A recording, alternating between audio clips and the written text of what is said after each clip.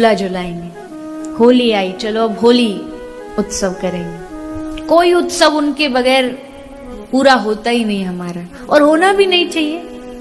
भगवान के बगैर काहे का उत्सव।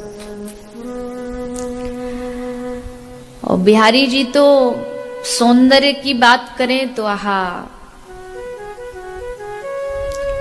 है भले काले, स्वरूप भले काला हो, लेकिन उनका जो सौंदर्य है, कृष्ण सुंदर नहीं है, कृष्ण सुंदरता है।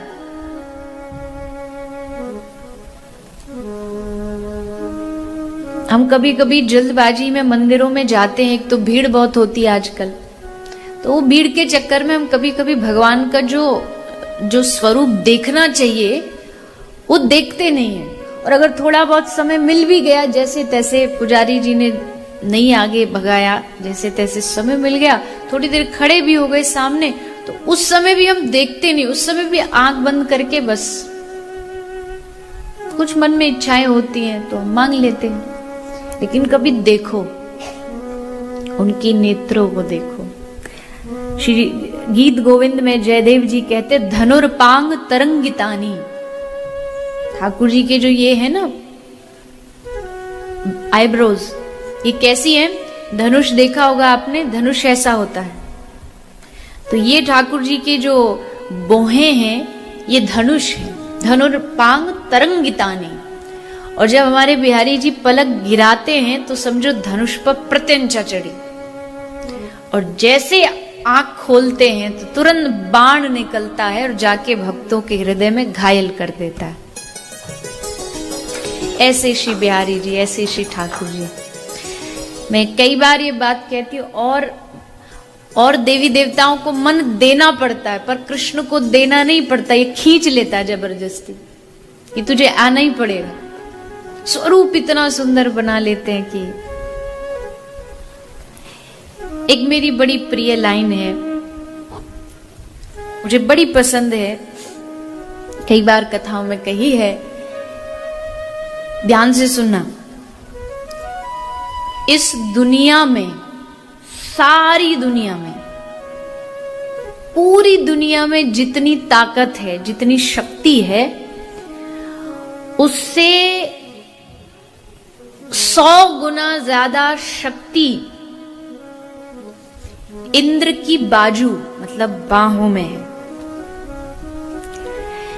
जितनी शक्ति इंद्र की बाजू बाहों में है, उससे 1000 गुना ज्यादा शक्ति श्री हनुमान जी की हथेली में,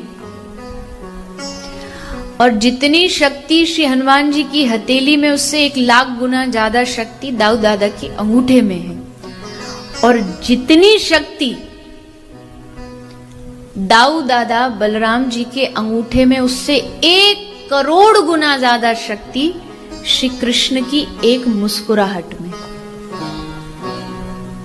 एक मुस्कान, एक बार कृष्ण मुस्कुरा दे तो बस काम हो जाए।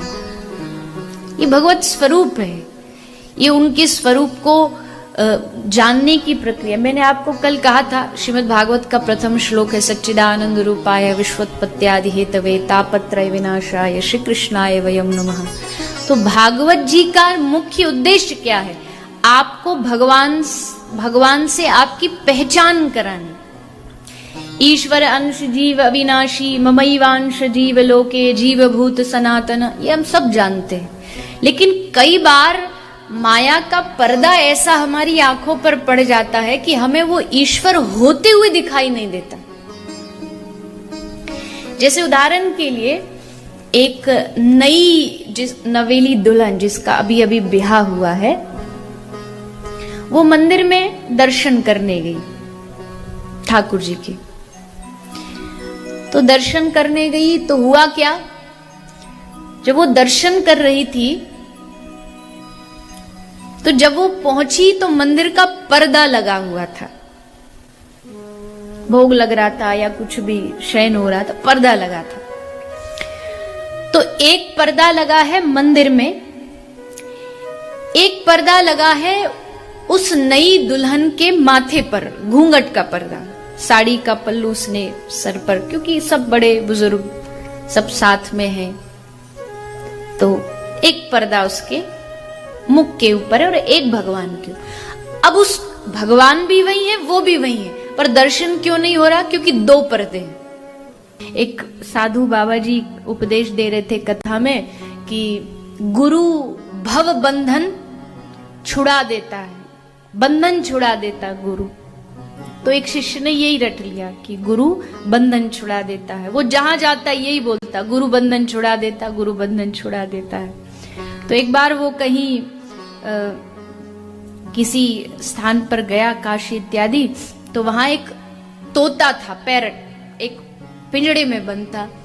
तो उसने जाके वही कहता जा रहा था, गुरु बंधन छुड़ा देता, गुरु बंधन। तो तोते ने कहा, रे रुक, यहाँ क्या बोल रहा है तू? तो बोलता, गुरु बंधन छुड़ा देता। बोला, मेरा छुड़वा के देख, मैं कब से इस पिंजड़े में बंद हूं?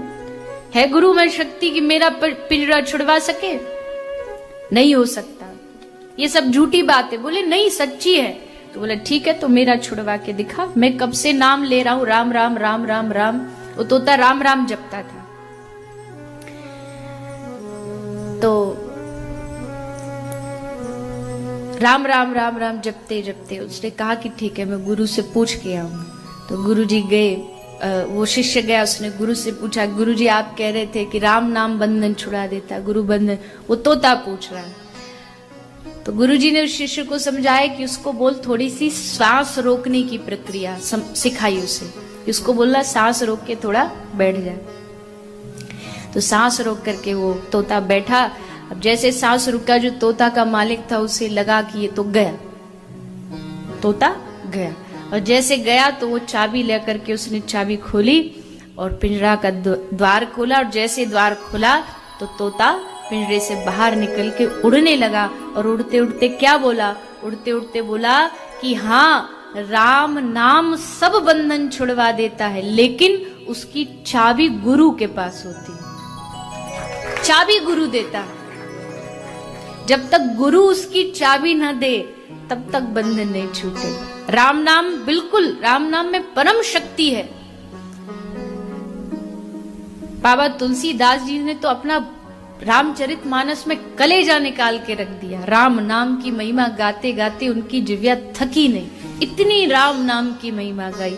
लेकिन बाबा तुलसी जानते हैं कि राम नाम का भी जो फल है वो तभी पूर्ण होता है जब उसकी चाबी गुरु देता है। चल बेटा, अब तू आगे आगे चलो, मैं तेरे पीछे पीछे हूं। तो मुझे मालूम है आप यहाँ जो बैठे सबके जीवन में कोई ना कोई गुरु तो अवश्य होगा ही। जिसको नहीं है उसको तो जरूर बनाना चाहिए, क्योंकि शास्त्र कहता है जन्मना जायते शूद्र। व्यक्ति जब जन्म लेता है, जन्मना जायते शूद्र, उसकी वो निम्न ही जाति मानी जाती है। वो उच्च जाति में कब जाएगा? जब वो गुरु दीक्षा ले लेता है, जब उसका दीक्षा संस्कार हो जाता है, तब फिर वो एकदम वैष्णव उच्च जाति का, श्रेष्ठ जाति का हो जाता है।